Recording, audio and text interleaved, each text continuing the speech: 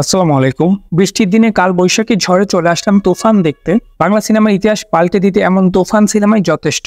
বৃষ্টিতে হালকা ভিজে চলে আসলাম মিরপুর এক সনি সিনেপ্লেক্সে। বাইরে ভালোই বৃষ্টি পড়ছে, তাই কিছু মানুষ এমনি ভেতরে এসে দাঁড়িয়েছে। এই প্লেসটা বেশ সুন্দর। নিচেই টিকিট কাউন্টার রয়েছে, এখান থেকে টিকিট নিয়ে চলে যেতে পারেন। টিকিট অ্যাভারেজে 400 থেকে 500 টাকার মধ্যে। নিচে পানির ফোয়ারার সাথে বসার জায়গা রয়েছে। এটার ভেতরে ঢুকলে আপনার মন ভালো হয়ে যাবে। বেশ সুন্দর পরিবেশ, সাথে অনেক সুন্দর সুন্দর কিছু দেখতে পারবেন। বৃষ্টির জন্য নিচে একটু বেশি ভিড় মনে হচ্ছে। ভিডিওটা ঈদের পরে হলেও আপলোড দিচ্ছি লেট করেই। এখানে এই রাউন্ড সিঁড়িটা বেশ আকর্ষণীয়। নতুন যারা আসবে তারা এখানে ছবি তুলবেই, তবে এখানে ছবির কালার খুব সুন্দর আসে না। আমার কাছে সরাসরি দেখতেই ভালো লাগে। পুরো সিঁড়িটা খুবই সুন্দর। নিচে পানির ফোয়ারাটা এখন বন্ধই রাখে। পানির ফোয়ারাটা অন থাকলে দেখতে খুবই ভালো লাগে। চলে আসলাম 3 তলায়। এই বিল্ডিংটাই একসাথে অনেক কিছু পাবেন। সবার উপরে রয়েছে অনেক সুন্দর রুফটপ রেস্টুরেন্ট, নিচে পাবেন বিভিন্ন কাপড়ের আউটলেট, রয়েছে রেস্টুরেন্ট। 3 তলাটা অনেক সুন্দর। এখানে অনেক সাইডে ছবি তোলার অনেক জায়গা রয়েছে। আমি এইবার টিকিট নিয়ে নিলাম। যারা নগদ ক্যাশ টাকা দিয়ে টিকিট কিনবেন তারা নিচ থেকেই টিকিট নেবেন, আর যারা আমার মতো অনলাইনে টিকিট কাটবেন তারা ফোনের মেসেজটা এই 3 তলায় শো করে টিকিট নেবেন। 3 তলা থেকে শুধুমাত্র অনলাইনে কাটা টিকিট দিয়ে থাকে। যারা আমার মতো শো শুরু হওয়ার অনেক আগেই চলে আসবেন তারা ওখানে বসে না থেকে বাইরে চলে আসুন। এটার আশেপাশে অনেক ঘোরার জায়গা রয়েছে। সাথে ছোট বাচ্চা নিয়ে আসলে সিনেমা হলের সামনে থেকে 10 টাকা ভাড়ায় চলে আসুন চিড়িয়াখানায়। যদি বন্ধুরা মিলে আসেন বা প্রিয়জন সাথে থাকে তাহলে বোটানিক্যাল গার্ডেনে ঘুরতে পারেন। আমার শো টাইম ছিল 7:30টায়। এখন অনেক টাইম বাকি আছে, তাই ভাবলাম এই সময়টুকু এখানে আড্ডা দেই। পুরো বিকেলটা এখানে আড্ডা দেন, তারপর শো শুরু হওয়ার আগেই চলে আসুন সনিতে। এখন 3 তলাতে আছি। চলুন 3 তলাটা আপনাদের একটু ঘুরে দেখাই। এখানে বেশ অনেকগুলো ব্র্যান্ডের কাপড়ের আউটলেট রয়েছে। এই ফ্লোরে অনেক জায়গায় ছবি তোলার জন্য জায়গা করে রাখা আছে।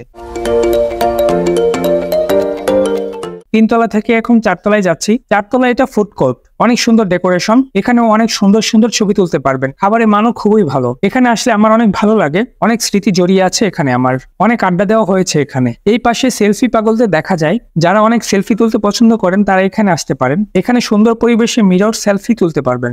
এখানে সারাদিন কেউ না কেউ সেলফি তুলতেই থাকে। কখনো এই দুই পাশে মিরর খালি পাওয়া যায় না। আমি কিছুক্ষণ অপেক্ষা করার পর এখানে কয়টা মিরর সেলফি তুললাম।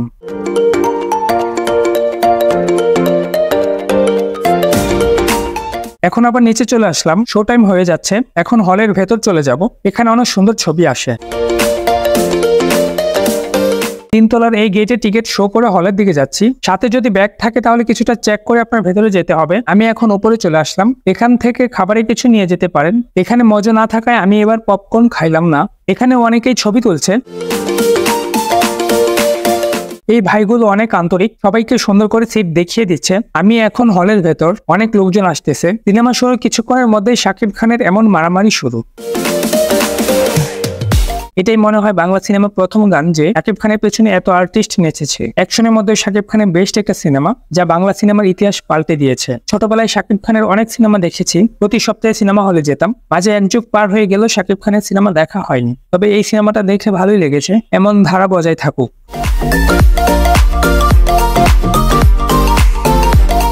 শাকিব খান ডাবল চরিত্রে অভিনয় করে। এখানে এক শাকিব খান গ্রামের সাধারণ ছেলে। সে সিনেমায় অভিনয় করার জন্য অনেক চেষ্টা করে। প্রথমে কো আর্টিস্ট, পরে ভিলেন, পরে তার নায়িকা নাবিলার সাহায্যে সিনেমার নায়ক হওয়ার সুযোগ পায়। আর এই নায়ক হতে চাওয়ায় শুরু হয় নতুন এক রহস্য। দেখা হয় তার চেহারার মতো আরেকজনের সাথে, যার নাম তুফান।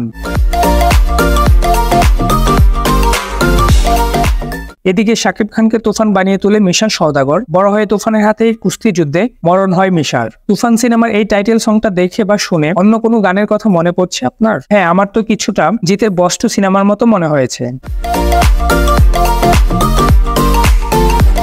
জিত যেমন একটা দলকে নির্বাচনে জিতিয়ে দিয়ে গলায় মালা পরে দেশের সকল অবৈধ ব্যবসা থেকে সূর্য ফাউন্ডেশনকে 2% কমিশন দিতে হয়, ঠিক তেমনি শাকিব খানও একটি দলকে নির্বাচনে জিতিয়ে গলায় মালা পরে এবং সারা দেশে অবৈধ ব্যবসা পরিচালনা করে।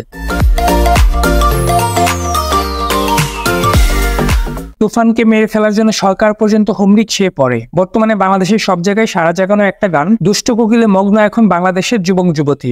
আর প্রতিদিন শত শত রিলস, শর্ট, টিকটক হচ্ছে এই গান দিয়ে। চৌধুরী সাহেবও খুব সুন্দর অভিনয় করেছে। শাকিব খানের একসাথে ডাবল অভিনয়। এক শাকিব খান ওরফে শান্তকে তুফান করে তোলা, একজন বার ডান্সারকে নায়িকা বানিয়ে দিল তুফান। এদিকে শান্তকে তুফানের ভূমিকায় অভিনয় করতে হবে। তুফানের জীবন কাহিনী নিয়ে সিনেমা তৈরি করবে তুফান নিজেই। সেই সিনেমায় নায়ক হবে তুফানের মতো দেখতে শান্ত। সিনেমার নায়ক হওয়ার শান্তর অনেক দিনের স্বপ্ন, কিন্তু এই স্বপ্ন হয়তো তার মরণের কারণ হতে যাচ্ছে।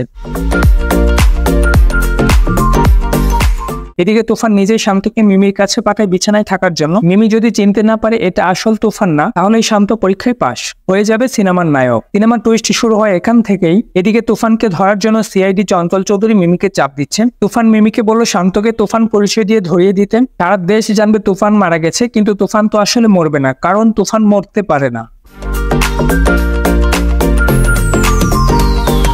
পুরো সিনেমাটা বাংলা সিনেমার তুলনায় খুবই সুন্দর। আপনারা যতই বলেন তুফান সিনেমা অন্য অনেক সিনেমার কাহিনী কপি করেছে, আমিও বলবো আপনার কথা হয়তো ঠিক। কিছু কিছু ব্যাপার অন্য মুভির সাথে মিলে যায়, যেমন ডানকির গান, বস 2, কেজিএফ, অ্যানিমেল এসবের সাথে মিল পাওয়া যায়।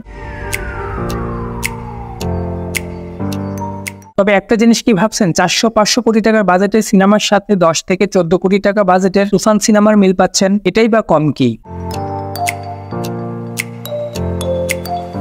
তুফান সিনেমার সব থেকে ইমোশনাল বা কষ্টের পার্ট এটা। সিনেমার এই সময় পুরো সিনেমা হল থমথমে অবস্থা। মিমির দেহ তত্ত্বের ভিত্তিতে চঞ্চল চৌধুরী তুফানকে অ্যাটাক করলো, কারণ সরকার থেকে অর্ডার হয়েছে তুফানকে মেরে ফেলা। কিন্তু তুফানের বুদ্ধিতেও মিমি গ্রামের সহজ সরল শান্তর গাড়ির নাম্বার বলে দিল, আর ছেলেটা বারবার বলতেছিল, স্যার আমি তুফান না, আমি শান্ত। তুফান আজ বিদেশ চলে যাচ্ছে, কিন্তু চৌধুরী সাহেব কোনো কথা না শুনেই গুলি করে দিলেন। তুফান মাটিতে লুটায়ে পড়লো এবং মারা গেল। এখানেই হয়ে গেল তুফান সিনেমার আসল টুইস্ট, যেটা আমরা পার্ট 2-তে দেখতে পারবো। একটু আগেই আমরা দেখলাম শান্তকে মেরে ফেললো চঞ্চল চৌধুরী, এখন হুট করেই দেখলাম আবারও সিনেমা শুট হচ্ছে। নিউ সুপারস্টার শান্ত। যেহেতু নাবিলার নায়ক শান্ত বেঁচে আছে, তাহলে বোঝা গেল শান্ত মারা যায়নি। মিমি তাহলে অরিজিনাল তুফানকে চঞ্চলের হাতে তুলে দিয়েছিল। তুফান মারা গেল।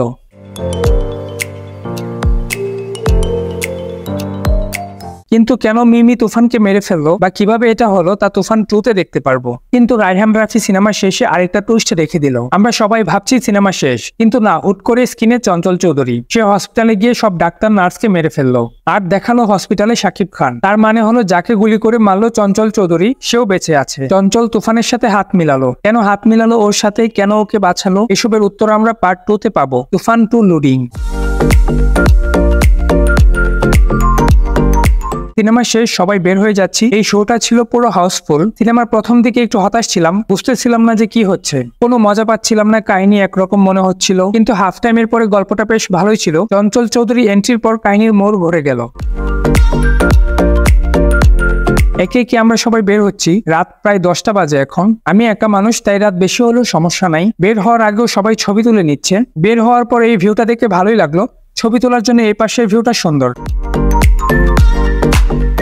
বের হয়ে গেছি, এখনো তুফানের টাইটেল সংটা বাজতেছে। অনেক মানুষ হয়েছে, সবার কমেন্ট এমন, প্রথম দিকে যেমনই হোক শেষের দিকটা বেশ সুন্দর। সবার মন্তব্য তুফান 2 আরো অনেক বেশি রেকর্ড করবে, বক্স অফিসের সমস্ত রেকর্ড ভেঙে ফেলবে। তুফান শেষ, বের হয়ে জ্যাম ঠেলে চলে আসবো। পরবর্তী ভিডিওতে হয়তো আপনাদের সাথে ঢাকার বাইরে কোনো এক জায়গায় দেখা হবে। ততদিন সুস্থ থাকুন, লাইক সাবস্ক্রাইব করতে ভুলবেন না। আল্লাহ হাফেজ।